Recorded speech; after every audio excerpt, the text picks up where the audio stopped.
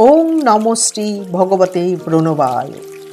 ভারত সেবাশ্রম সংঘের প্রাণ প্রতিষ্ঠাতা অলৌকিক দিব্যশক্তি সম্পূর্ণ মহাপুরুষ দেবাদিদেব মহাদেব আচার্য শ্রীমৎ স্বামী পরমানন্দজি মহারাজ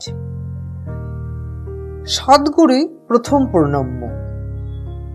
এরপর আজ আমি একটি ঘটনা আপনাদের বলছি। ভুল হলে আপনারা আমাকে মাফ করবেন। আমি এটি একটি জায়গায় পড়েছিলাম, সেখান থেকে এটা তুলে ধরছি।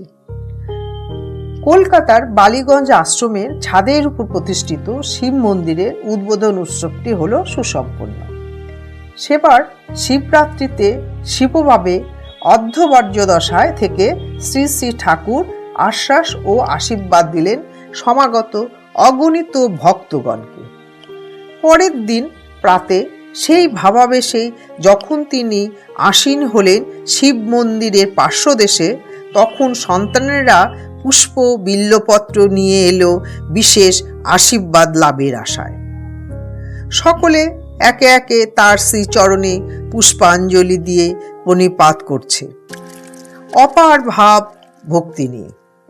আর ঠাকুর সেই মহাভাবে আবিষ্ট হয়ে শির স্পর্শ করে আশীর্বাদ দিচ্ছেন সকলকে। চতুর্দিকে স্থির শান্ত গম্ভীর পরিবেশ। সন্তানগণের মন প্রাণ একান্ত উন্মুখ ও উৎকণ্ঠিত। শ্রী শ্রী ঠাকুরের আশীর্বাদ নিয়ে সন্তানেরা প্রবেশ করছে পার্শ্ববর্তী শিব মন্দিরের লিঙ্গরূপী মহাশিবকে প্রণাম জানাতে।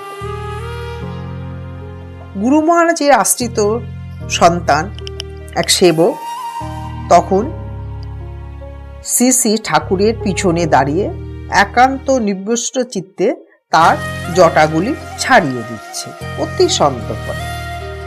অন্যান্য ভ্রাতাদের প্রণাম পদ্ধতির দিকে লক্ষ্য নেই তার।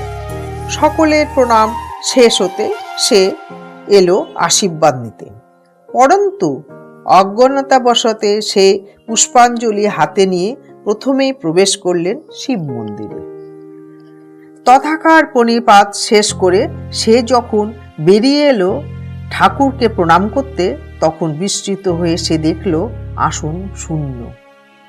শ্রী শ্রী ঠাকুর তাকে প্রণামের সুযোগ না দিয়েই প্রবেশ করেছে নিকটবর্তী ভোগের ঘরের। বিনা কারণে সেখানে তিনি ঘোরাফেরা করছেন বহুক্ষণ ধরে। সন্তানটি এতক্ষণে তার মোহভ্রান্তি বুঝতে পারল। সদ্গুরু রূপী প্রত্যক্ষ শিবই যে প্রথম প্রণম্য উপাস্য দেবতা, এ কথা সে বুঝতে পারল শ্রী শ্রী ঠাকুরের এই শাসনের মাধ্যমে। যেদিন তোমারে হৃদয় ভরিয়া ডাকি, শাসন বাক্য মাথায় করিয়া রাখি, কে যে সেদিন আখি তারকায় মোহন তুলিকা বুলাইয়া যায়, সুন্দর তব সুন্দর সব যেদিকে ফিরায় রাখি।